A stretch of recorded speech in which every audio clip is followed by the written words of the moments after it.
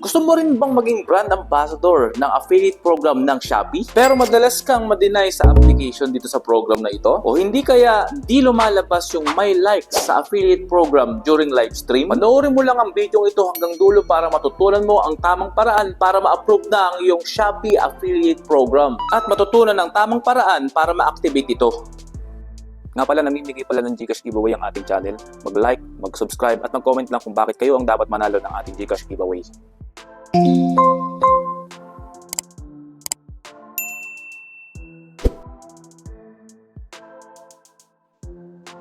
So ganito lang kaibigan ang gagawin mo para maging Shopee affiliate ka. Alam ko nagkakaroon kayo ng problema pagdating doon sa live stream katulad ng ipapakita ko sa inyo. Una, pe-press ko muna yung button dito sa baba na may me. Ayan. I-blur ko na lang kaibigan yung aking profile dahil syempre sensitive yan. Na kung gagawin mo para ma-accomplish natin to, punta lang muna tayo dito sa scroll down natin at punta tayo sa affiliate program. Make sure na member na kayo or nakapag-enroll na kayo dito sa affiliate program ng Shopee. Kasi kung hindi pa, kailangan nyo munang i-press yung affiliate or i-activate yung affiliate program ng Shopee. Now, kung meron na kayong affiliate program at nagkakaroon pa rin kayo ng problema, let's say, hindi kayo makapag-live stream, hindi kayo makapaglagay ng item, ganito lang yung gagawin niyo. Una, para makita natin na wala pa tayong may lagay na item dito kaibigan, papakita ko sa inyo muna. Gagawin natin, mag-live stream tayo. Possible kasi ganito yung nagiging problema ng ibang gustong mag-attempt na maging affiliate ng Shopee. So try ko munang mag-live stream at mapapansin nyo dito sa create stream natin. I-create tayo ng stream, sample lang to. Sample stream.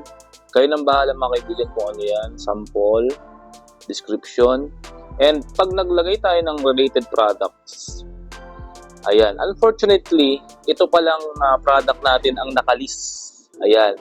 Naglagay ako ng ganyan para meron tayong ipakita sa audience natin. Unfortunately, hindi natin ma-avail yung ginagawa ng iba na nakapag-sell sila ng iba't ibang product. So, paano ba natin gagawin yan? Kaya mapapansin nyo dito, kahit sa recent, hindi tayo makapaglagay. Kahit sa search box, hindi tayo makapaglagay. Maglagay tayo ng sample product. Nakita nyo, wala. Okay? So, ganito ang gagawin natin para ma-aprobahan tayo dyan. Ang gawin natin mga kaibigan, balik lang tayo dito, back lang natin. Balik tayo sa affiliate program. At hanapin natin, punta tayo sa account mga kaibigan. Then, i-accomplish lang natin yung nakalagay dito sa taas. Sabi dito, please complete your payment tax info to receive commissions. So, gawin natin yan. Setting. Kailangan lang nating i-update yung ating tax information para tayo ay maprubahan as affiliate seller dito sa Shopee. Ganun lang kadali mga kaibigan. So, try natin. Adult tayo.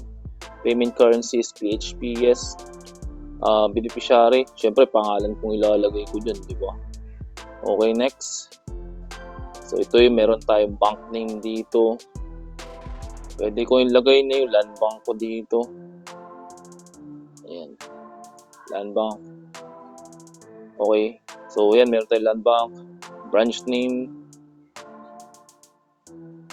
Ilagay ko siguro yung address ng bangko ko.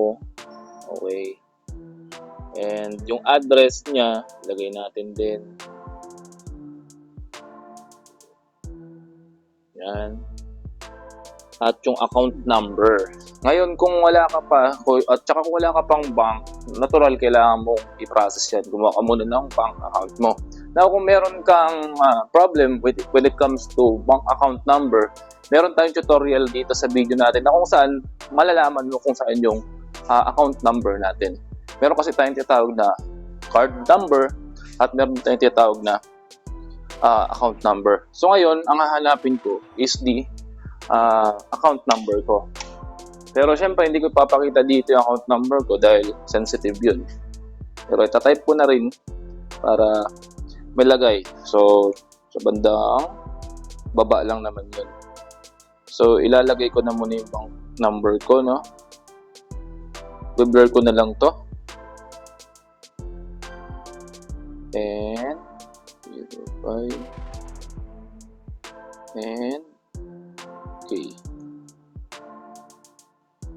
So, mag-upload tayo ng picture ng ating ATM para malaman natin. Para makita nila na tayo ay legit na mayroong bangko. Yan. So, continuous pa rin yung video natin.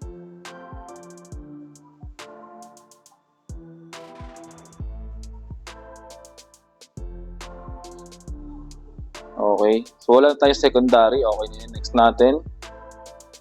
Okay. So, maglalagay din tayo ng ID.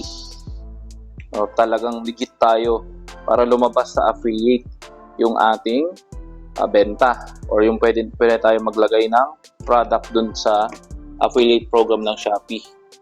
So, take photo lang natin yung valid ID natin. So, meron akong valid ID dito. PRC. Okay. Hindi naman blurry. Okay. So, department or DTI is only mandatory. Anyway, wala naman tayo dyan. Submit na natin.